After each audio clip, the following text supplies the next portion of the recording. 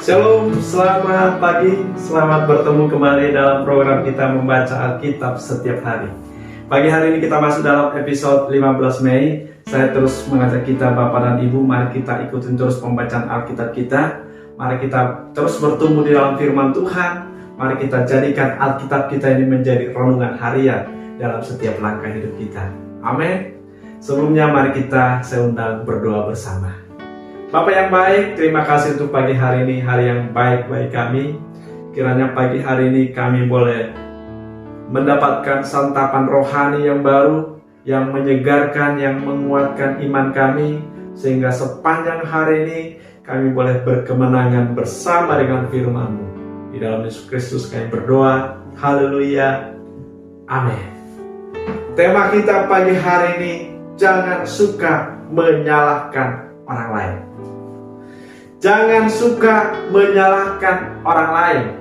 Saya bacakan dari Injil Yohanes pasal yang kelima, ayatnya yang ke-14. Kemudian Yesus bertemu dengan dia dalam bait Allah, lalu berkata kepadanya, "Engkau telah sembuh, jangan berbuat dosa lagi, supaya padamu jangan terjadi yang lebih buruk."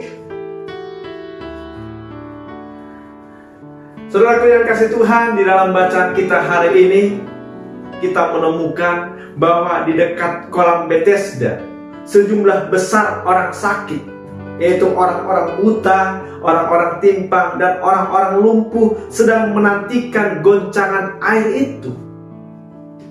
Sebab apa? Sebab sewaktu-waktu turun malaikat Tuhan ke kolam itu dan menggoncangkan air itu.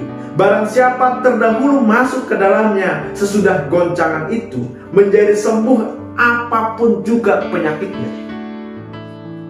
Ada terjadi mujizat di kolam Bethesda.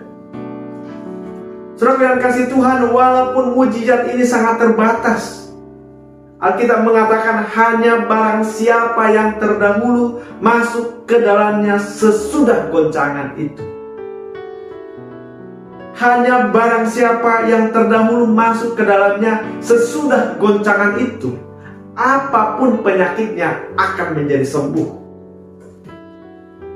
Namun demikian, sejumlah besar orang sakit berharap mendapatkan kesempatan itu. Mereka berharap mendapatkan kesempatan pertama. Kita melihat ada seorang dalam antrian itu sudah 38 tahun sakit. Dia lumpuh. Ketika Yesus bertemu dengan dia, Yesus berkata, "Maukah engkau sembuh? Maukah engkau sembuh?" Apa jawab orang itu? "Tuhan." Atau dikatakan, "Tuhan, tidak ada yang menurunkan ke dalam kolam itu apabila air itu mulai goncang." Dia berharap bahwa Tuhan Yesus akan menolongnya untuk menurunkan dia ke dalam kolam itu apabila air itu mulai goncang. Dia berharap kesembuhan itu terjadi lewat goncangan air itu. Apa yang dikatakan Yesus? Kata Yesus kepadanya, "Bangunlah, angkatlah tilammu dan berjalanlah." Dan pada saat itu juga sembuhlah orang itu. Lalu ia mengangkat tilamnya dan berjalan. Orang Yahudi menegurnya, "Hai kawan, hari ini hari Sabat dan tidak boleh engkau memikul tilammu." Apa dia bilang? Orang lumpuh yang sudah disembuhkan ini berkata, "Orang yang telah menyembuhkan aku, dia yang mengatakan kepadaku, 'Angkatlah tilammu dan berjalanlah.'" Tapi saudaraku, Yesus menegurnya ketika Yesus kembali bertemu dengan orang yang sudah sembuh ini, yang sudah sembuh dari penyakit 38 tahun ini. Kemudian Yesus bertemu dengan dia dalam bait Allah, lalu berkata kepadanya, "Engkau telah sembuh, jangan berbuat dosa lagi. Jangan berbuat dosa lagi supaya kepadamu jangan terjadi yang lebih buruk." Saudara yang kasih Tuhan, nampaknya penyakit orang ini yang 38 tahun sakit ini, dia sakit akibat dosa. Walaupun Alkitab juga mengatakan bahwa tidak semua penyakit itu akibat dari dosa.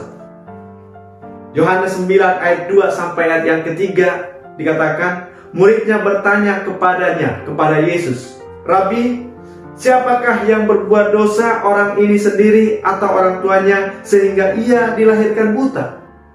Jawab Yesus, bukan dia dan bukan juga orang tuanya, tetapi karena pekerjaan-pekerjaan Allah harus dinyatakan di dalam dia. Alkitab ini menegaskan bahwa tidak semua penyakit itu akibat dari dosa. Tetapi dalam renungan kita pagi hari ini, nampaknya saudara, seorang yang lumpuh ini, yang sudah sakit 38 tahun ini, dia sakit akibat dari dosa. Apa kira-kira dosa orang ini? Apa kira-kira dosa orang yang sakit ini? Yang pertama saudara, ketika Yesus bertanya, maukah engkau sembuh? Apa yang dijawab oleh orang sakit ya 38 tahun ini? Dia menyalahkan orang-orang seperjuangannya. Tuhan, tidak ada yang menurunkan aku ketika goncangan air itu turun. Tidak ada yang peduli dengan aku. Dia menyalahkan orang lain. Jangan suka menyalahkan orang lain. Amin. Jangan kita suka mencari kambing hitam. Kalau kita ya, katakan ya. Demikian Alkitab mengatakan, saudara. Jika tidak, katakan tidak. Jangan menyalahkan siapapun. Kita percaya, saudara, apapun yang terjadi dalam hidup kita ini, semuanya dalam rancangan Tuhan. Amin. Kita tidak boleh menyalahkan orang lain. Yang kedua, saudara, dia menyalahkan Tuhan. Ketika orang Yahudi menegurnya, hari ini kawan, hari Sabat, kamu tidak boleh memikul tilangmu. Tapi apa yang dikatakan? Dia yang menyembuhkan aku, dialah yang menyuruh aku. Artinya apa? Dia menyalahkan Tuhan. Hati-hati saudara, orang yang suka menyalahkan orang lain, dia lama-lama juga akan menyalahkan Tuhan. Dia akan menyalahkan penciptanya. Dia akan menyalahkan orang yang berdaulat atas hidupnya.